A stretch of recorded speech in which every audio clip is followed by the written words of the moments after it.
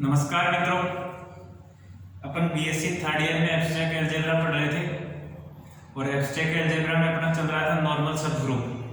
ठीक है, तो नॉर्मल सब ग्रुप में अपन ने डेफिनेशंस देखी थी। नॉर्मल सब ग्रुप की डेफिनेशन देखी, प्रॉपर नॉर्मल सब ग्रुप की देखी, इम्प्रॉपर नॉर्मल सब ग्रुप की देखी और सिंपल ग्रुप की देखी। ठीक है, सिंपल ग्रुप की definition, simple normal simple group की देखी। सिंपल ग्रुप क्या होता है? ए सब group n is a simple group if it has no proper normal subgroup, यानी कि इसके पास कोई भी उचित विशिष्ट उपग्रुप ना हो तो यह ग्रुप सरल ग्रुप या सिंपल ग्रुप कहलाता है। ठीक है, अब अपन कुछ एग्जांपल्स देखते हैं और एग्जांपल्स देखेंगे और उसके बाद में छोटी सी थ्योरम्स है वो देखेंगे। तो देखिए, अपन थोड़े एब्स्ट्रैक्ट अलजेब्रा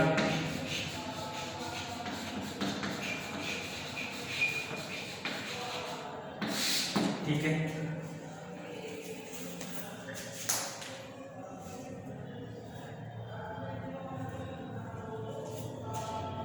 देखो नोट लगा के लिखो। पहले सिंपल ग्रुप की डेफिनेशंस देख ली थी, अब उससे आगे अपन छोटे छोटे जो रिजल्ट है उसको लिख रहे हैं। पहला नोट लिखिए, जी का क्रम विनिमय उपग्रुप, जी का क्रम विनिमय उपग्रुप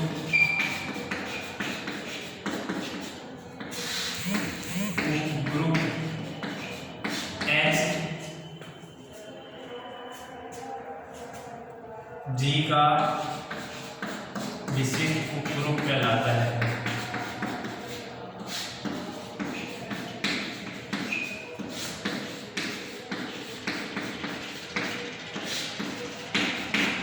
यानी कि क्या कहा इसने, जी कोई ग्रुप है और उसका सब ग्रुप H है। यदि H है वो आबेलियन सब ग्रुप हो, आबेलियन कह दो या क्रम विनिमय ग्रुप कह दो। क्रम विनिमय का मतलब भी यही होता है कम्यूटेटिव प्रॉपर्टी सेटिस्फाई करे। ग्रुप है और वो कम्यूटेटिव प्रॉपर्टी सेटिस्फाई करे तो वो आबेली समूह कहलाता है या आबेलियन ग्रुप कहलाता है।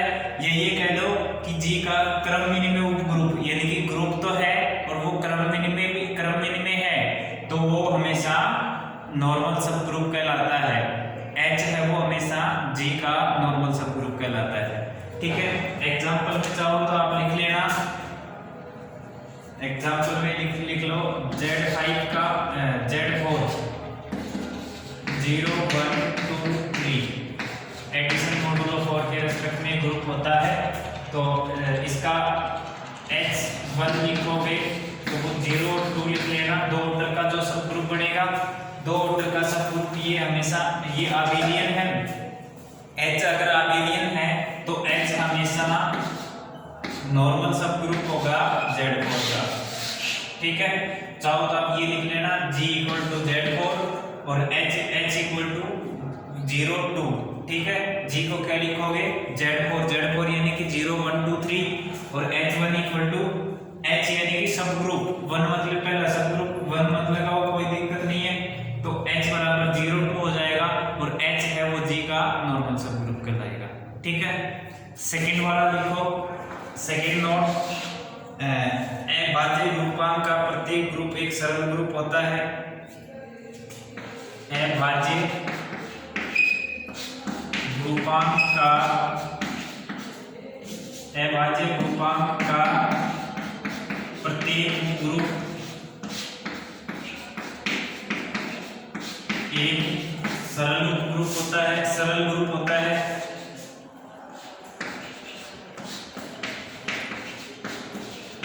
सरल ग्रुप होता है क्योंकि उसका कोई प्रॉपर यानी कि उचित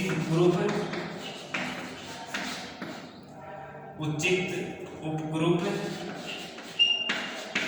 नहीं, यानी कि प्रॉपर सब ग्रुप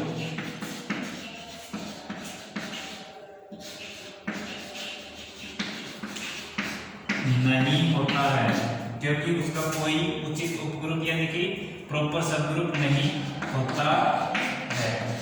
ठीक है, अभाज्य ग्रुपांक का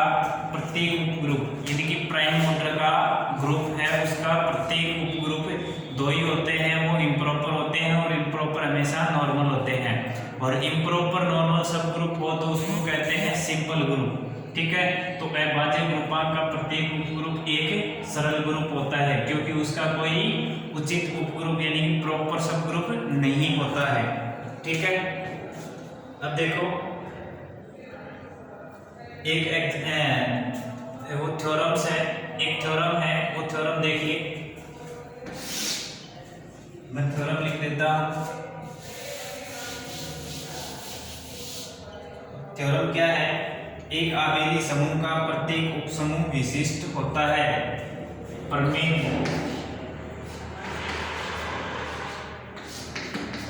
2 नंबर प्रमेय है, ये कह रही है एक आबेली समूह का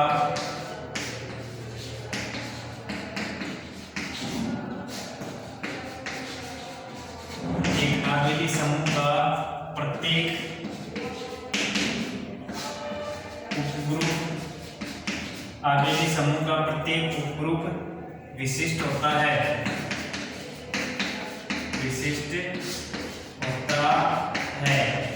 यानी कि every subgroup of an abelian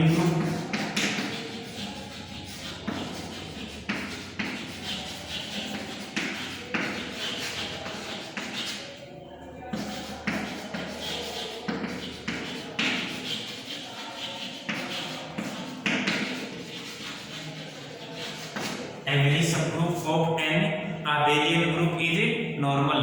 ठीक है, प्रत्येक आबेलियन ग्रुप का सब ग्रुप नॉर्मल होता है।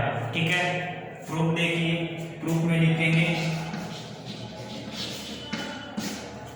माना n किसी आबेली समूह, माना n किसी आबेली समूह G का उपग्रुप है। n क्या है? G का उपग्रुप है यदि G belongs to G तथा n belongs to natural number. G है वो G का मेंबर है और n है, सॉरी n नेचुरल नंबर नहीं है, ये सब ग्रुप यानी कि उपग्रुप n क्या है? उपग्रुप है। नेचुरल मत समझ लेना इसको, n क्या है? उपग्रुप है। तब G n G inverse, G n G inverse, G n G inverse को किसका एलिमेंट बताना है? n का एलिमेंट बताना है। ठीक है, G n G इनवर्स को n का एलिमेंट बताना है। अगर हम इसको n का एलिमेंट बता देंगे तो G n G inverse definition number 2 अथवा की जो डेफिनेशन थी वो क्या कहती है? G for all G belongs to G, यानी कि प्रत्येक G के अवयव के लिए एक ऐसा x हो कि G x G इनवर्स या G इनवर्स x G वो n का एलिमेंट आ जाए तो n G का विशिष्ट उपग्रुप या नॉर्मल सबग्रुप कहलाता है। ठीक है, अब देखो G का मेंबर है और n उपग्रुप का मेंबर है, तो G n G इनवर्स को n का मेंबर बताना है। ठीक है, तो हमने माना G n G इनवर्स बराबर G n G इनवर्स बराबर G n और इसको ब्रैकेट में लिख लो G इनवर्स। ठीक है, अब देखो G n G इनवर्स, अब इसको ब्रैकेट में लिख लिया। अब G n ये ग्रुप कैसा है? आबेली समूह है। G तो कैसा है? आबेलियन है, और आबेलियन है तो वो कम्यूटेटिव प्रॉपर्टी को संतुष्ट करता है। कम्यूटेटिव प्रॉपर्टी क्या कहती है? कम्यूटेटिव प्रॉपर्टी कहती है A स्टार B बराबर B स्टार A, तो G n बराबर क्या लिख सकते हैं? n G। ठीक है, तो बराबर लिख सकते हैं n G और G इनवर्स, क्योंकि G क्या है? क्रमिक में है, क्योंकि G क्या है? क्रम विधि में है। G क्या है? क्रम विधि में है। ठीक है,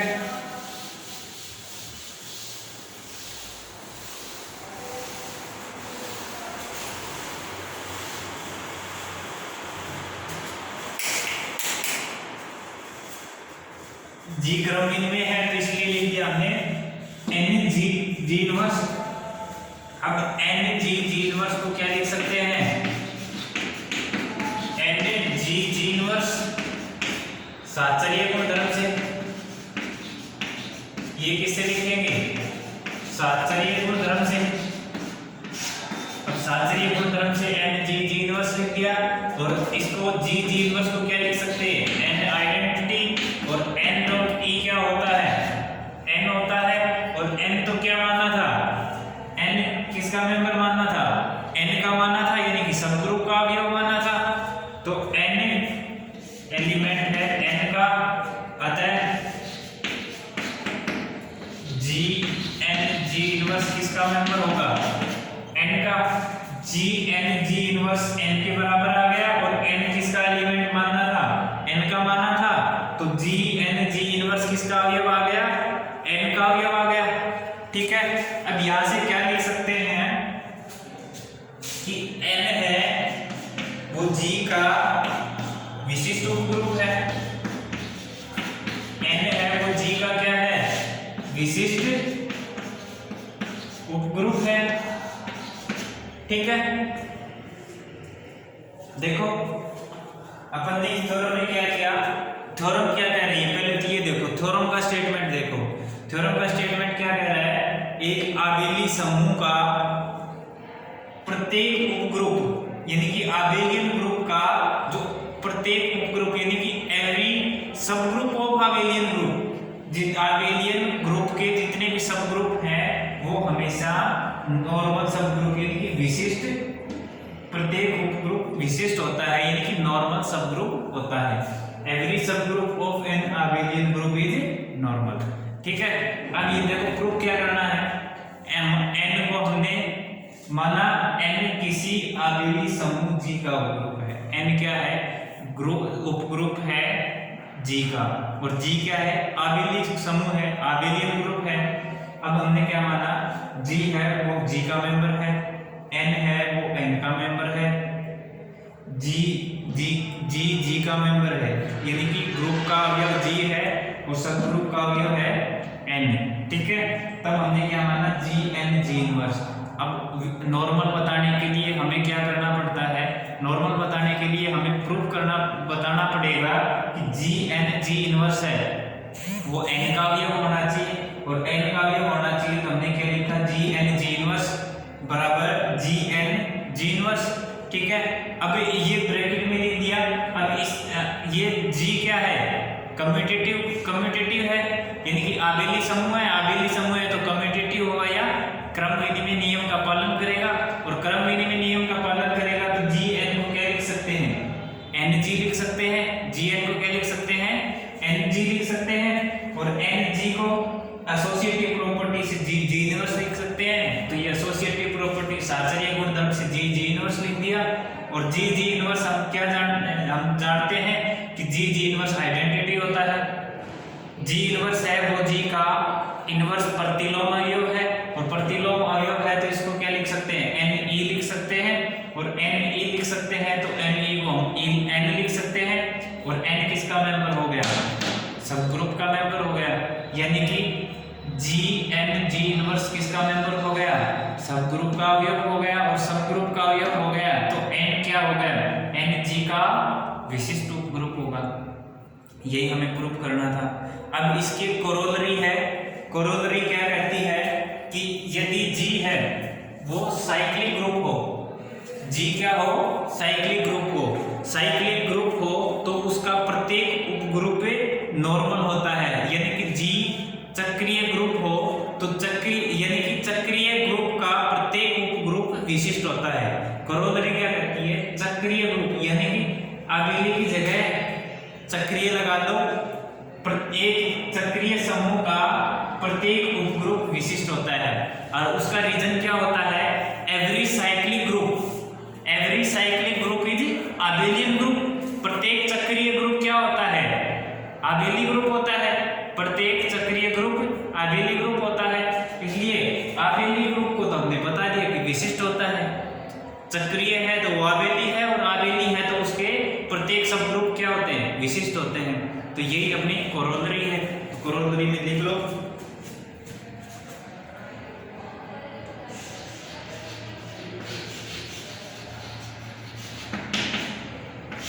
चक्रीय समूह का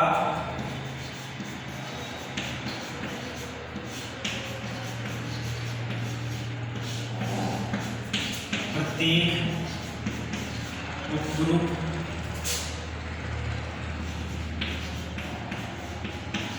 विशिष्ट होता है।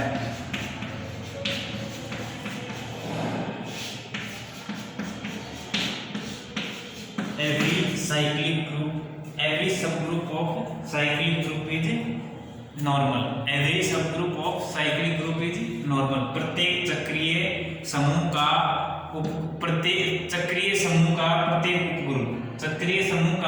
प्रत्येक उपग्रुप विशिष्ट होता है। ठीक है, और विशिष्ट क्यों होता है? चक्रीय इंप्लाइज अबिलिटी, रीजन में लिख लो, रीजन में लिखना चाहो तो लिख लो। चक्रीय होता है वो किसको इंप्लाइज करता है?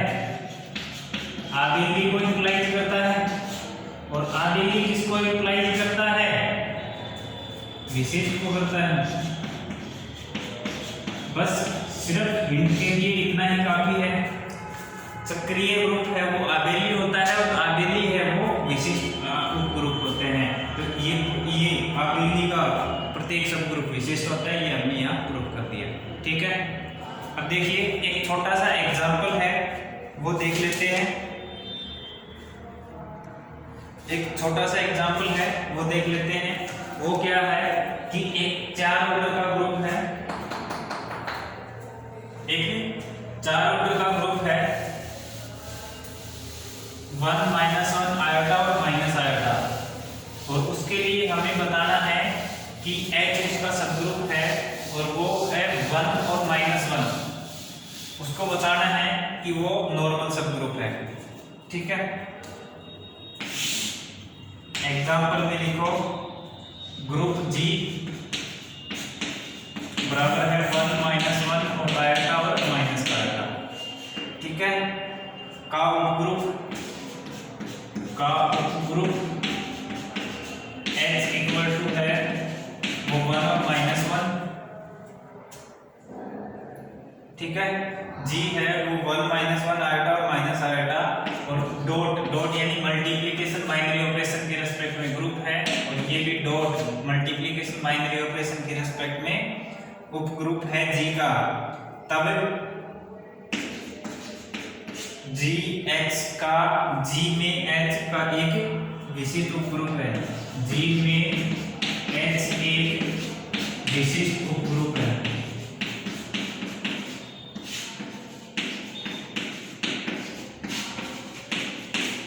ठीक है, अब देखो विशिष्ट उपग्रुप के लिए क्या करते हैं? Every left coset equal to right coset, तो H डॉट 1 करेंगे, H डॉट 1 यानी कि 1 into 1 और -1 into 1, तो बराबर क्या आएगा? 1 और माइनस का 1। और ऐसे ही 1 डॉट H करेंगे तो क्या आएगा? 1 डॉट 1 और 1 डॉट -1, और ये भी क्या आएगा? 1 into 1 1 और 1 into -1 -1। ठीक है, तो H1 बराबर 1H आ गया। ठीक है, अब देखो 1 बिलोंग्स टू G।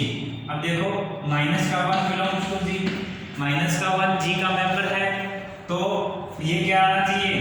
तो H डॉट माइनस का 1 बराबर आएगा 1 डॉट माइनस का 1 और माइनस का 1 डॉट माइनस का 1 बराबर आएगा -1 और 1।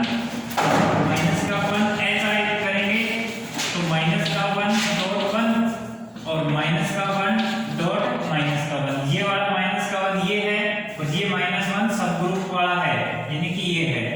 ठीक है, तो ये भी क्या आएगा? माइनस का 1 और 1, तो ये क्या आएगा? माइनस का 1 डॉट H और बराबर H डॉट माइनस का 1। ठीक है, ये लेफ्ट कोसेट राइट कोसेट बराबर आ गए। अब देखो जब डेफिनेशन लिखते हैं तो प्रत्येक जी के अवयव के लिए लिखते हैं। अब जब हम प्रूव कर रहे हैं तो प्रत्येक जी के अवयव के लिए देखेंगे, 1 के लिए देख लिया, -1 के लिए देख लिया, अब किसके लिए देखेंगे, आयोटा के लिए देखेंगे। तो ये आयोटा देखेंगे, आयोटा है वो जी का मेंबर है, तो ये h डॉट आयोटा बराबर 1 डॉट आयोटा और माइनस का 1 डॉट आयोटा, ठीक है। तो बराबर क्या आएगा, 1 डॉट आयोटा आयोटा होगा और माइनस का 1 डॉट आयोटा माइनस का आयोटा होगा, ठीक है। और iota dot h, iota dot h करेंगे तो आयोटा डॉट 1 और आयोटा डॉट माइनस का 1 बराबर क्या होगा, आयोटा डॉट 1 तो आयोटा होगा और आयोटा डॉट माइनस का 1 माइनस का आयोटा होगा, ठीक है। तो ये देखो और ये देखो, ये दोनों बराबर हो गए, तो h डॉट आयोटा बराबर iota dot h, right coset left coset के बराबर हो गया। अब देखो 1 के लिए बराबर हो गया, आयोटा के लिए बराबर हो गया, -1 के लिए बराबर हो गया, आयोटा के लिए बराबर हो गया, और माइनस का आयोटा के लिए और देख लेते हैं। तो माइनस का आयोटा जी का मेंबर है, तो h डॉट माइनस का आयोटा बराबर 1 डॉट माइनस का आयोटा और माइनस का 1 डॉट माइनस का आयोटा बराबर क्या होगा, 1 डॉट माइनस का आयोटा माइनस का आयोटा और माइनस का 1 डॉट माइनस का iota minus minus plus iota, ठीक है। और माइनस का आयोटा डॉट h करेंगे तो माइनस का आयोटा डॉट 1 और माइनस का आयोटा डॉट माइनस का 1 बराबर माइनस का आयोटा डॉट 1 माइनस का आयोटा और माइनस माइनस प्लस और आयोटा डॉट 1 आयोटा, ठीक है। तो h डॉट माइनस का आयोटा